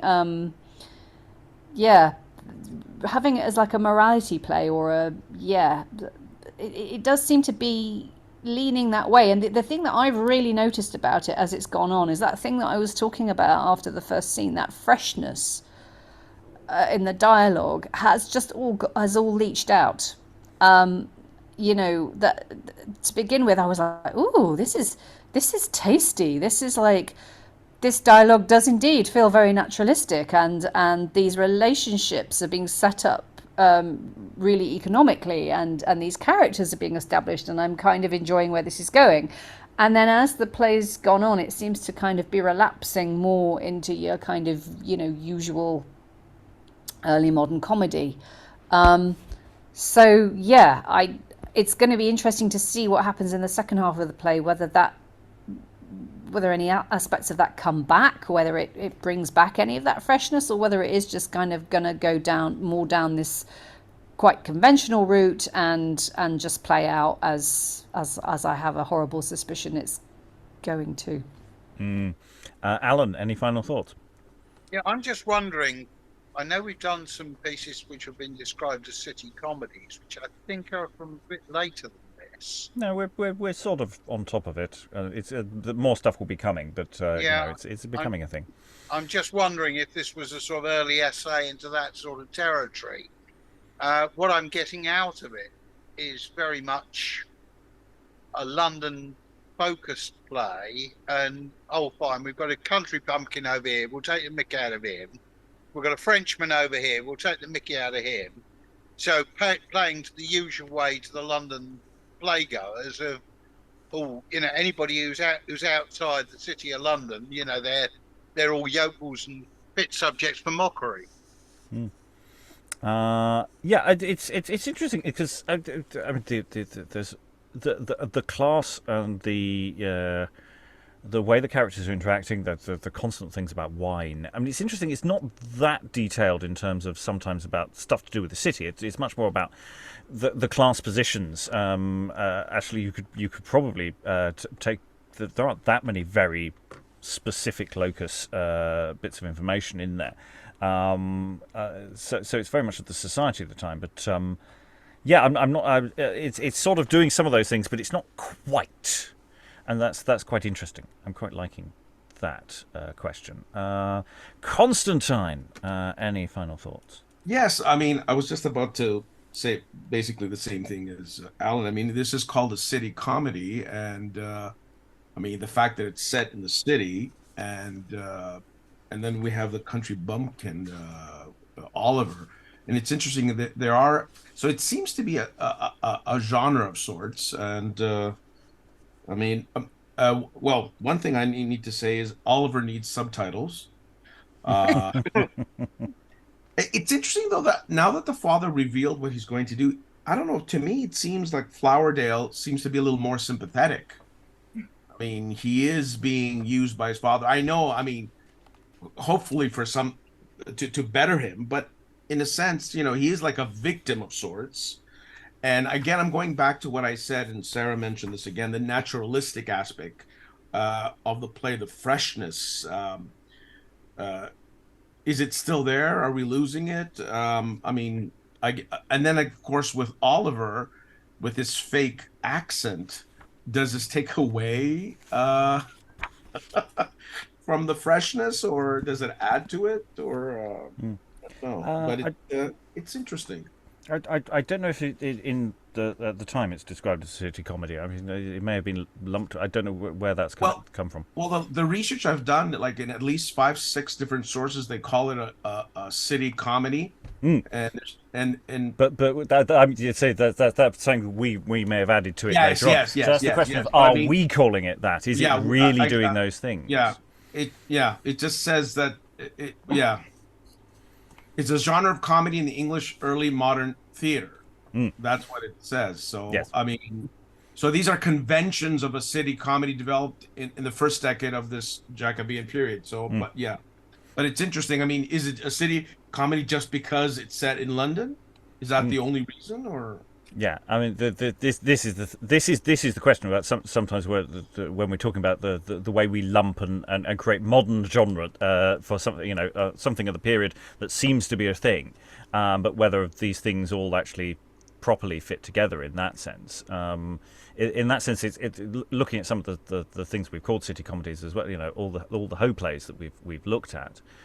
Which are much more detailing where things are in the city, and they're much more locus specific, where the geography of the city matters. We've had a couple of tavern names. I'm not sure we've had really that much else, or inn names. Again, they are quite different. But it's a good question. Do those details matter? For when we're discussing that kind of genre, and I say calling it a comedy, how in the modern sense of comedy, how many laughs are we looking for? If we called it a comedy in a modern production, we are aiming to get the audience to laugh. Are we asking the audience to laugh very much at this, or are they there? Or are we asking them to be intrigued? Because how we label it changes how they perceive the play. True. This is when we I start It's a drifting. revenge play. It's a revenge play. Yeah, absolutely. I mean, this is the thing. I'll stop drifting into post-structuralism later. I'll stop now. Eric, any final thoughts? I was wondering how much wine they've had to drink by this point. Because like every other scene they Not seem enough. to be drinking wine, and it seems to be a very important social thing as well. Like I mean, it's kind of like, I guess the equivalent of like a networking, a business lunch or something, to arrange the details of this marriage, which we don't know if it will happen exactly the way they plan it. But yeah, I don't know, it's interesting. Also, I noticed that Sir Lancelot, like Francis says, can you please order like small beer and cake? But then Sir Lancelot obviously overrules that with going, oh yeah, the ladies will just have small wine or something like that. It's just interesting how the dynamics work on that level as well. Yes, and yeah, the nature of the eatery or the establishment you're going to will change what they're serving, to a degree. And yes, this is where we can get into the differences between inns and taverns and ordinaries and all sorts of the places you could go to. And yeah, I think that distinction is important here. You know, the drinking of wine as opposed to beer does seem to be a distinction that people are making here. Similar, but possibly also different to today. Lois, any final thoughts? Yeah, the title, The London Prodigal, seems to suggest that, this is a prodigal son play, but it's set in London, and it shows how you're a prodigal when you're in London. So there's a certain amount of local color, but I agree there's not very much. I mean, I've spent ages editing Eastward Ho, which is full of London references, and there are a couple of things that are similar. For instance, when Delia's telling who is it, Civet, to be sure to dress his wife according to her rank in society and not try to go beyond that. That's the way they talk in Eastward Ho as well. And there's a girl there who wants to be a lady and dress in a way totally inappropriate. There are a lot of things odd about it. I mean, I do think the author is somebody who has a very strong theatrical sense and is actually visualizing a lot of business, which of course we can't visualize. But I would guess there's a lot more for the three women, and you could have Delia going in and out, doing all sorts of useful things to establish her character and her common sense nature, and you could make a bit more of the other women that way too. I'm really puzzled about Daffodil. I mean, what's he doing in this play at all? And why do we have that one really nasty scene? And I'm sure he's going to turn up again, but I can't think quite how. He will. Well, spoilers here. He's going to turn up, and then I think he pretty much disappears. And one of my thoughts immediately is going cutting Daffodil. Yeah. Just trimming out the bulbs and moving on, because it feels like an idea that never establishes itself into something more fully formed later. Yeah, and there's a couple of little bits like that throughout the play. I think that there's just going, yeah, there's something that got lost after preview. That's how I'm thinking it. There was a bit more, but we decided nobody went for it, so we dropped it. Brian, first time with us. Any final thoughts about the play so far? Yeah, I don't know if this is going to contribute much new. I just wanted to focus on that moment where Flowerdale reveals the depths of his sinfulness, where he says, oh, I don't care about her at all, I'm just after the money. That hasn't been clear. And in some ways, it's not surprising, because we know it's going to be about reforming him. He has to be someone in need of reform. Even so, I found that declaration quite shocking. And if you're thinking about the progress of the genre here, it seems clearly built out like a comedy. The plot device of being in disguise and trying everyone is, as near as I can think, always or nearly always a comedy. And yet that stepping down at the turning point, really doubling down on his badness, is hard to take. And it makes me think very carefully about what kind of resolution could follow after that's been revealed. What kind of repentance, if that's where we're headed for, could he achieve that I would ever believe? And how far is he going to go along that path?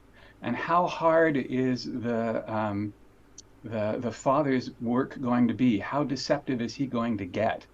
I think those are the questions that are probably in your minds too when you ask about how when you comment on how difficult it is to assign this a genre. Yeah, and we often have this problem with early modern comedies. Is also, today they almost always land like a tragedy, because the way the play is moving to try and resolve itself is often very unsatisfactory. We shall see when we get there with whether we are hit by the what we call the curse of the final session, which is where usually when we're really enjoying a play, we get 2/3 through going, yeah, this is rattling along, and then we go, oh well, it ended. So, Lynn, any final thoughts? Yes, the genre obsessed person. Well, I will say again that in the study of literature as a discipline, comedy is a structure, not a mood, and this is a comedy. The resolution will either confirm or deny that claim, but a play that ends in reconciliation and resolution and nobody actually dies, that's a comedy. Whether it's funny or not, generically, that's not important. What your audience is expecting, different issue. If your audience is going to expect to at least enjoy the ride, and I'm going to be at odds with Sarah a little bit here. I continue to enjoy the dialogue, even as the play gets a little more morally muddled or murky. I still think the dialogue is very, very fun and pacey and easy to follow, all things considered. So I just think of sort of a moment by moment scale. I'm still enjoying it, but Brian has an excellent point. That's a very weird moment when our young male lead says, I don't even like her that much, or I don't love her. It's not for love, it's for money. That is unusual. That's usually you have a prodigal with a heart of gold. It's just like, yeah, she's got money, but I love her. But I also want to marry her because she's pretty, she's a good person. I'm genuinely in love. So that's a really problematic reveal. How are we going to be persuasively how are they going to redeem him persuasively when he's already said that? My guess is he's going to be redeemed, but it's just not going to be very persuasive. Yes, it is something we've encountered many a time where we've asked the question with a repentance. I mean, actually, we're not very good these days dealing with the concept of people being redeemed. Actually, in generally, just in society, but also in drama. So it's a big ask if someone's done something really unpleasant, actually to forgive them during the course of a play. I mean, obviously, in much earlier plays, it was difficult to forgive because they just go, "Oh, I'm no longer bad," and that was their repentance. And they're just, I was sad for 3 seconds. Now I am a good person. Whereas these plays usually do some sort of a journey now, but it's a question of how much we take that. Very briefly, Eric and anyone else before we close the session. Yeah, I was just wondering if there's going to be a repentance or not, or if they're going to have him arrested and leave him in the counter, which I kind of hope they do, but I mean, maybe that's just me being vengeful. Well, he's certainly going to visit. Lois. Yeah, I have noticed certain touches in Flowerdale, which I think could make him a more attractive character. He's actually very like young Chartley in The Wise Woman of Hogston, which we really enjoyed, who is a rascal who I think is quite prepared to be a bigamist. I mean, he's more or less promised marriage to one woman, is married to another, and is working on a third. And, somehow or other, we kind of, and he's got a father pursuing him as well. I'm sure there must be some connection between these two. They're pretty much on top of each other, I think, dating-wise. I could be wrong on that point. It might maybe Hogston's later, actually. I think maybe it's wrong on my file. Anyway. Yeah, Hogston's a much better play, I think. But I mean, Flowerdale does have these moments where I think he just gets kind of carried away with what he's saying. He's got several of these bits where he starts quoting or referring to something that he's read, which he probably hasn't read. But it is very odd that he refers to Machiavelli. I mean, Normally, if anybody says, I've just been reading Machiavelli, that means they're definitely the villain. But he may just be being really pretentious, you know. I'm just reading Kierkegaard, you know. It's the sort of thing I do before breakfast. And there's just a lot of weird stuff. That reference to, you know, what whatchamacallum says in his third canto. I mean, I don't know what he's talking about, but that again, it's gratuitous, like all that stuff about which trousers he left the letter in. And I think some of that must suggest that he can be rather charming. I mean, that it's a part written for somebody who can make the most of these riffs. Yeah, I did like that. I think some of this went into the chat, but yes, what he's the whole thing. Come on, I'm reading Machiavelli, and it's like it's doing a lot of interesting work there. Because yes, on one hand, he's just trying to show off that but also it's not a good thing to be advertising at the time. So it's like it's sort of saying what his character's actually like while he's pretending to be someone else. And I really quite like that. I think that's a very clever little bit of business with a lot of potential. Anyway, we've run out of time. We're well into extra time. So all that remains is to say farewell to the readers. You, of course, can become a reader yourself. There are sign-ups for every week that we do these. We do occasionally take some time off, but most weeks we're doing readings, and anyone can join us. You too can be within one of these little squares and say words in approximately the right order. But for the moment, all that remains to thank all our wonderful readers for all their wonderful reading. Thank you very much, everyone, and goodbye. What I know, I know.